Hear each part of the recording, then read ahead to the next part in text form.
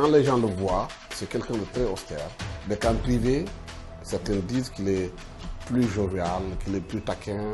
Mais dès qu'il remet son costume de président, c'est un autre visage qu'on voit.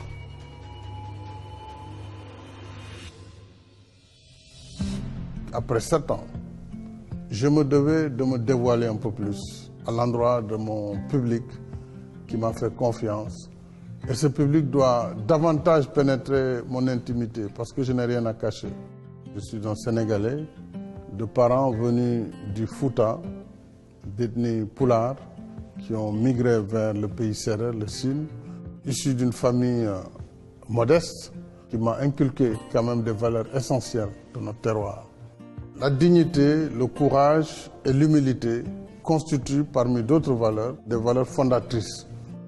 Je ne suis pas timide, je suis présenté comme un homme austère, sévère, mais ça c'est une caractérisation qui parfois est peut-être plus liée à la fonction. Quelles que soient mes convictions, j'essaie toujours d'écouter avant de décider.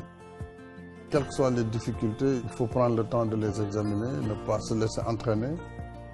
Je ne m'emballe pas vite, je ne m'énerve pas vite, mais une fois quand j'ai pris une position, il m'est difficile de revenir là-dessus.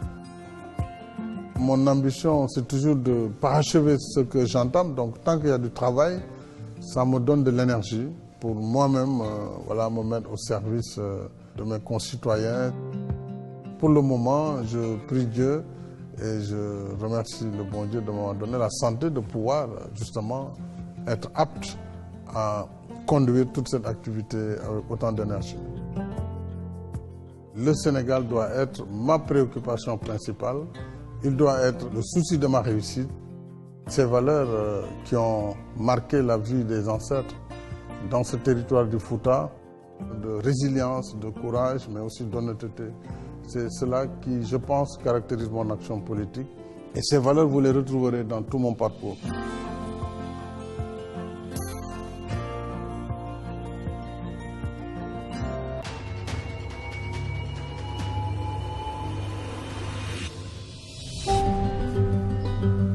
Arrivé au lycée, j'ai commencé à me retrouver dans la revendication et même à être porte-parole de mes camarades en classe de terminale C. Et donc c'est à partir de ce moment que j'étais en contact avec des groupes politiques. Arrivé à l'université donc très tôt, tout de suite j'ai adhéré dans un parti qu'on appelait Agir Ensemble, un mouvement révolutionnaire pour la démocratie nouvelle. J'ai été étudiant maoïste, donc dans la jeunesse de la gauche. Quand j'ai quitté le mouvement maoïste en 1983, je suis resté dans le mouvement démocratique de lutte pour les revendications estudiantines. Et c'est en 1988 que j'ai décidé d'accompagner un leader de l'opposition qui était Maître Abdoulaye Wade, qui lui-même était un travailliste, mais un libéral, un peu à la britannique. Et c'est dans ce parti que j'ai fait mes premières armes véritablement en tant que majeur, puisque j'avais fini de faire ma formation d'ingénieur. Et donc j'ai adhéré directement à la cellule des cadres où j'ai dirigé la commission en charge des mines de l'industrie. Et très vite, j'ai gravi les échelons dans ce parti pour être dans la direction jusqu'à être le numéro 2 à partir de 2004. Après 2000, nous sommes arrivés au pouvoir. J'ai exercé des fonctions, conseiller spécial du président de la République, de directeur général de la Société des pétroles, où j'ai travaillé 10 ans auparavant, et de ministre de l'énergie, des mines, de l'hydraulique, puis mon parcours gouvernemental, ministre de l'Intérieur et des collectivités, Premier ministre. Jusqu'en 2007, j'ai été donc élu président de l'Assemblée nationale. C'est là où le conflit a commencé avec le camp du président Wade.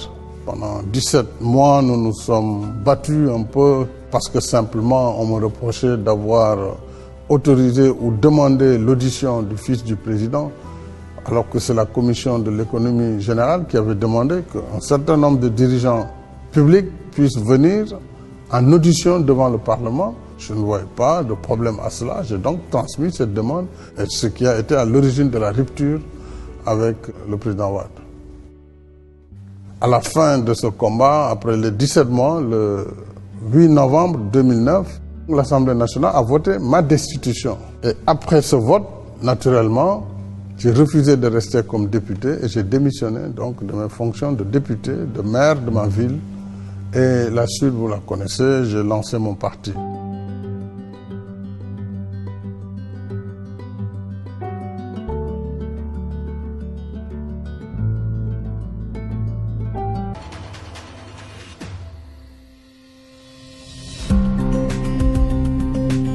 Benno Bokk Yakaar est la coalition qui a été mise en place au lendemain de mon élection.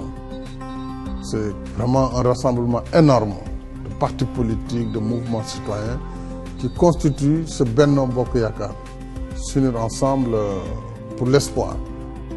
C'est cette philosophie du partage, cette philosophie de la responsabilité qui est le fondement, en tout cas, de cette coalition et qui a permis d'éviter tous les écueils.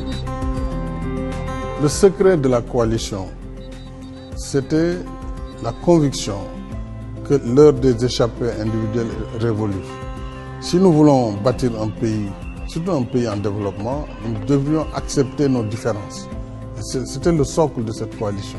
Et en tant que président de la coalition et président de la République, j'ai tenu également à faire comprendre à mes partisans, mon parti, que ma gouvernance était inclusive. Et j'entendais sur tout le mandat rester avec les alliés. Et j'entends aujourd'hui, tant que je serai à la tête du pays, gouverner de cette manière avec toutes les forces politiques, sociales qui veulent bien accompagner notre combat pour le développement du Sénégal.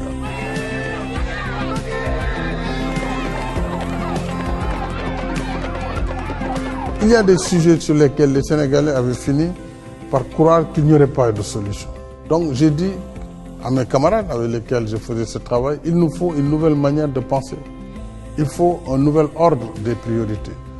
Et c'est comme ça que naquit ce programme que j'ai présenté aux Sénégalais qui s'appelle le véritable chemin du développement en Wolof, Yoonu Yokkute.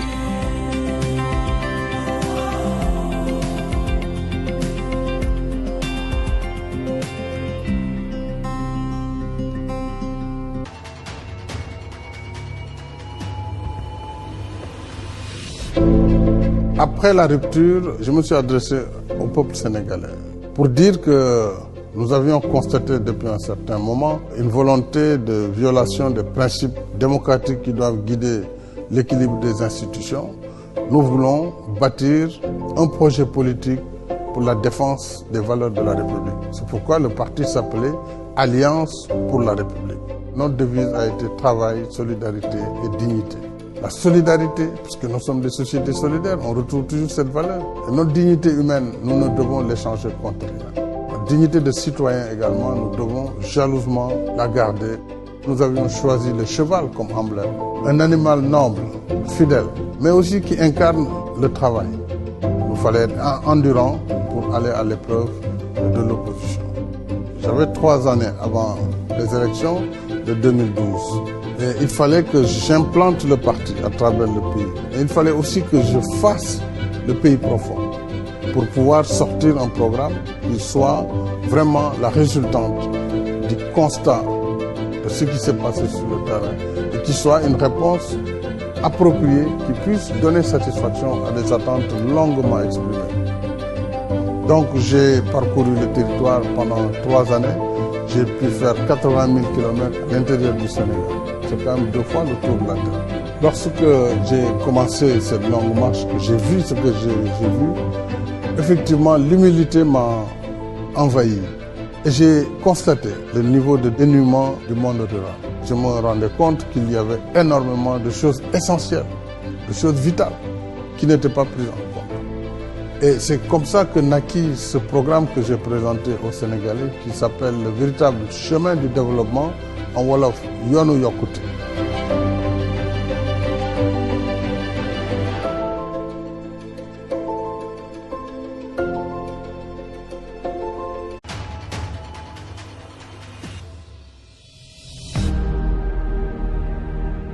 Lorsque j'ai été élu, j'ai trouvé des urgences absolues. À la suite de la longue marche, j'ai condensé les différentes revendications. Dans toutes les revendications qui m'étaient faites, la question de l'eau revenait, la question de l'électricité revenait. Les villages manquent d'électricité, l'accès, les pistes d'accès. plus le matériel d'allègement des travaux ménagers des femmes. Ce sont ces 4 priorités qui ont été condensées dans un programme que j'ai appelé Programme d'urgence de développement communautaire, PUDC. Nous avons pu réaliser par exemple près de 450 forages. Aujourd'hui, nous sommes passés de 85% à 91% de taux d'accès à l'hydraulique rurale. Le PUDC, c'était aussi l'électrification. Nous avons trouvé près de 1800 villages sénégalais étaient électrifiés. Nous en avons rajouté 1500 en 5 ans. Les pistes de production, c'est une dimension importante, mais surtout, les femmes sénégalaises en milieu rural continuent à souffrir de la corvée de l'eau, de la transformation des graines.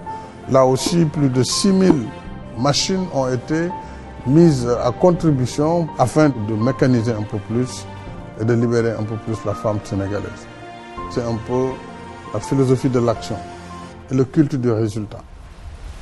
C'est vraiment ce qui caractérise mon action de tous les jours. Je crois que par rapport au rattrapage auquel nous avons été confrontés, rattrapage sur les infrastructures, sur l'énergie, sur l'hydraulique, ce sont des choix technologiques nouveaux. Ça, c'est un peu la touche de l'ingénieur, si vous voulez. Cette modernisation de notre société, tout en restant attaché à nos valeurs de tradition.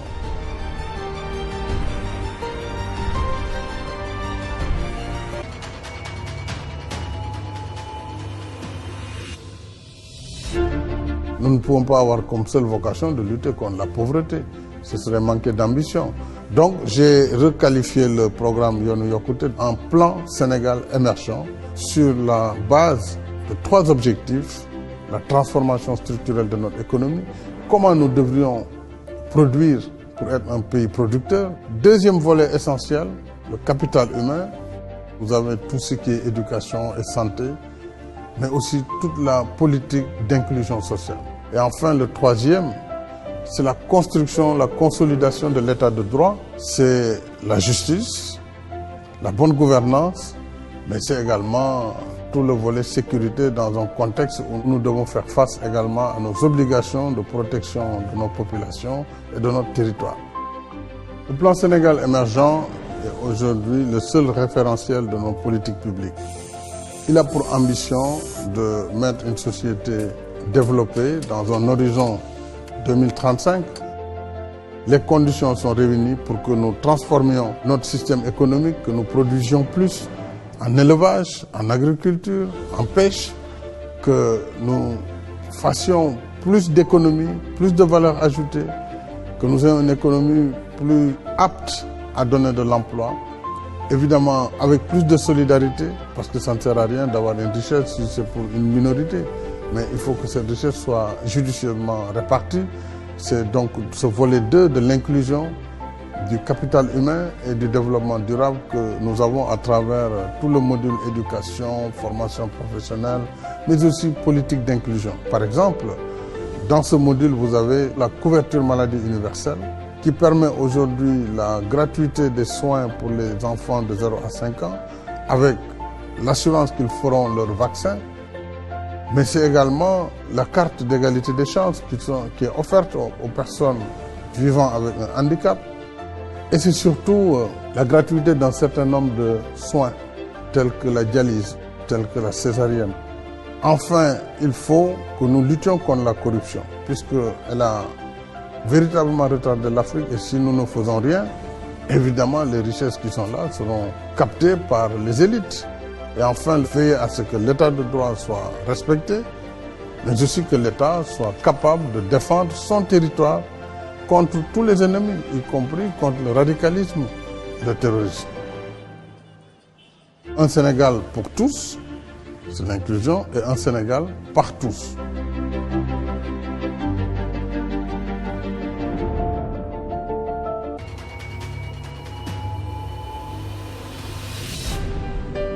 Mon épouse n'aime pas trop l'exposition médiatique. D'ailleurs, vous la voyez très rarement dans les événements que j'organise. Mais en général, elle préfère agir dans l'ombre. Et travailler aussi dans un segment, c'est le segment social. atteindre les malades, par exemple, dans les quartiers, ou les personnes âgées. Elle a créé une fondation qu'elle a appelée Servir le Sénégal. Et cette fondation a beaucoup agi dans la banlieue. Et depuis, évidemment, elle est restée dans l'accompagnement médical, beaucoup, mais aussi dans le soutien social pour ces populations. Elle s'attaque à la pauvreté, elle passe chez les gens plus diminués, vers les banlieues là. Elle fait du social. Machallah, c'est une grande dame. Elle est en train d'aider son mari. Donc nous, on est derrière elle, derrière Marième Faye Sall. Franchement, c'est une référence, machallah. Oh, excellente première dame. Une femme dynamique, bien posée, éduquée. C'est une femme modeste, gentille, une femme simple. Son épouse a une image aujourd'hui auprès des populations qui est une image très positive. Elle aide beaucoup les gens la voient dans la banlieue dakaroise, au contact des plus démunis. Bien sûr, elle a toujours eu un engagement pendant que j'étais dans l'opposition et depuis que nous nous sommes mariés, un engagement d'être à mes côtés de façon tout à fait efficace et de façon surtout discrète. Je la remercie beaucoup.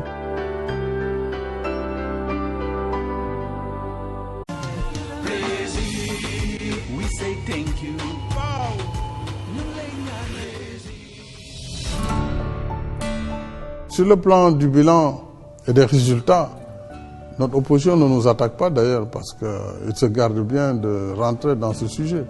Quel que soit le secteur, les infrastructures, l'énergie, l'hydraulique, nous avons des solutions d'urgence, des solutions durables. Et on est passé de 1,7 à 6,8, 7,2% de croissance l'année dernière. Et pendant les 4 dernières années, on a eu une croissance supérieure à 6,5% régulièrement. Mais nous n'avons pas achevé, bien sûr, tous nos objectifs, puisque le Sénégal n'est pas encore un pays réellement émergent.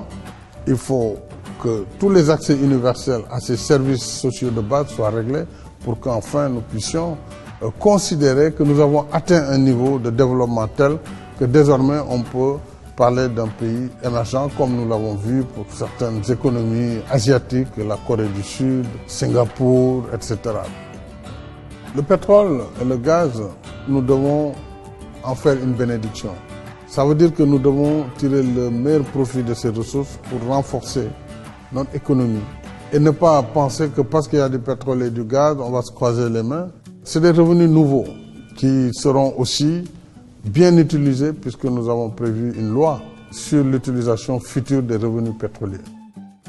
Il faudra renforcer les secteurs, l'éducation, renforcer la santé, le système sanitaire du pays, renforcer nos systèmes de production agricole par des dotations, faire en sorte aussi qu'il y ait un fonds gardé quelque part pour les générations futures, mais surtout aussi améliorer le système d'investissement public sur les infrastructures. C'est cela en fait la modernisation et c'est cela qui doit justifier que le Sénégal soit devenu pétrolier ou gazier. Je suis convaincu qu'on a un bilan extrêmement positif.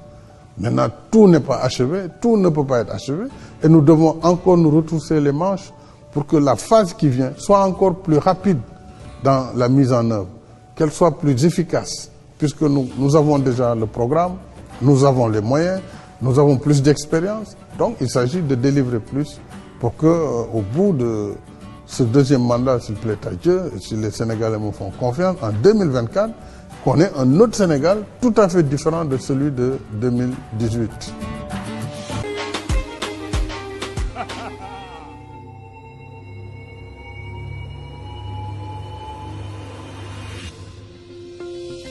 Je me suis dit à partir de 2013, donc un an après ma prise de fonction, que Dakar est tout fait. Dakar est une presqu'île. Le foncier y est très cher. Il nous fallait un espace de vie qui permette à Dakar de respirer. Et le long de l'autoroute, il y avait des vergers, des champs, etc. Je me suis dit, si nous prenions un espace entre l'aéroport et Dakar, nous pourrions aménager près de 1600 hectares et mettre des fonctions essentielles, à la fois pour l'administration, pour le secteur privé, mais aussi pour l'habitat. et les centres de recherche. En même temps, nous avions le sommet de la francophonie qui s'annonçait. Et nous avions juste 15 mois avant la tenue du sommet. Et j'avais fait le pari donc de tenir le sommet justement dans ce no man's land. Donc il fallait d'abord créer un centre de conférence de dimension moderne qui puisse accueillir les 70 chefs d'État de l'OIF. C'était une aventure humaine assez folle, mais on l'a réussi. J'ai développé le concept du pôle urbain pour en faire une véritable ville moderne, une ville écologique, une ville intelligente, mais également une ville où il y a une mixité sociale. Donc il y aura les fonctions administratives avec les ministères.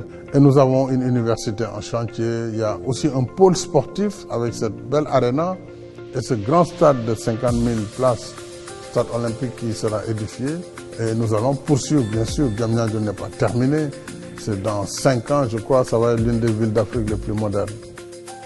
En 2025, nous aurons plus de 8 millions de personnes rien qu'à Dakar.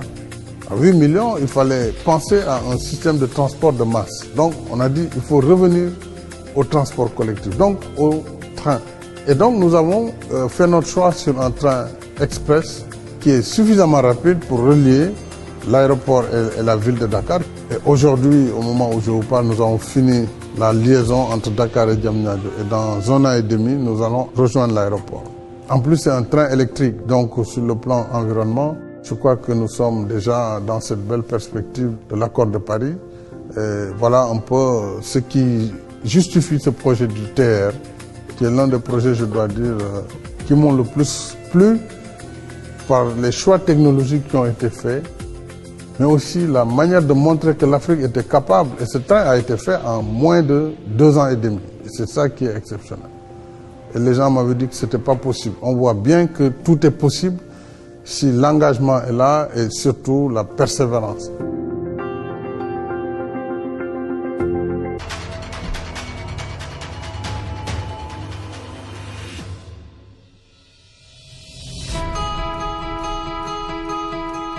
Ce que je fais au Sénégal, c'est ce que certains de mes collègues font ailleurs, en Afrique. Et ensemble, nous devons nous battre pour que l'unité de l'Afrique soit consacrée, que le développement de l'Afrique devienne enfin une réalité et non pas seulement un slogan.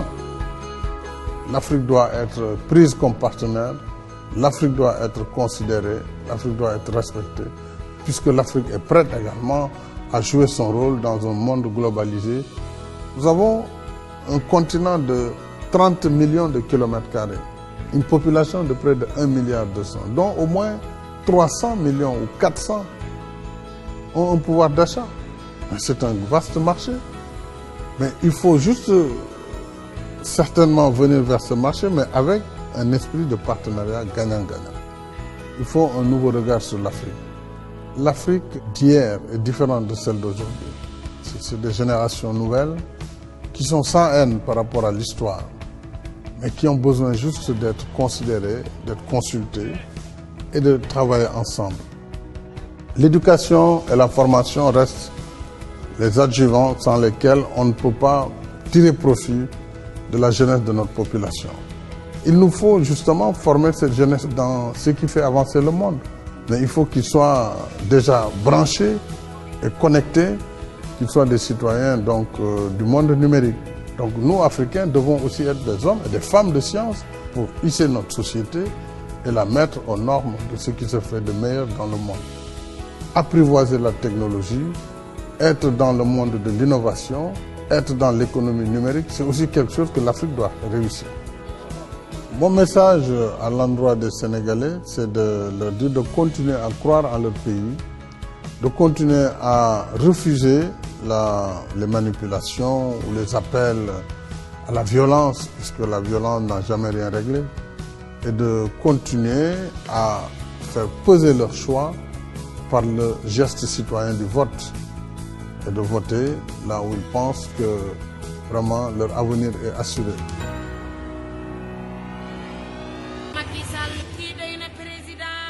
Ici au Sénégal, c'est le pays de la Teranga. Moi, je pense que le Sénégal, c'est un pays fort de dialogue. Les populations sénégalaises, elles sont bien conscientes de leur avenir en matière de développement culturelle, économique et sociale. Les Sénégalais ne sont pas cons. Ils savent ce qui est bon pour eux. Nous vivons en harmonie, en famille. Un pays ne peut pas se développer sans l'éducation. La formation, c'est important. L'éducation, c'est important. On se plaint, mais pas tellement. On ne peut pas rester dormir et dire que ça va mal. Il faut toujours faire des business, rentrer, travailler. Ceux qui veulent travailler, machallah, c'est moi qui est le président. Le Sénégal n'a pas le droit d'échouer.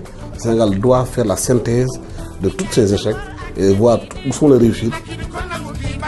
C'est aujourd'hui que les populations rurales se sentent quand même bien prises en compte. Il y a des villages qui n'ont jamais eu l'électricité ni l'eau.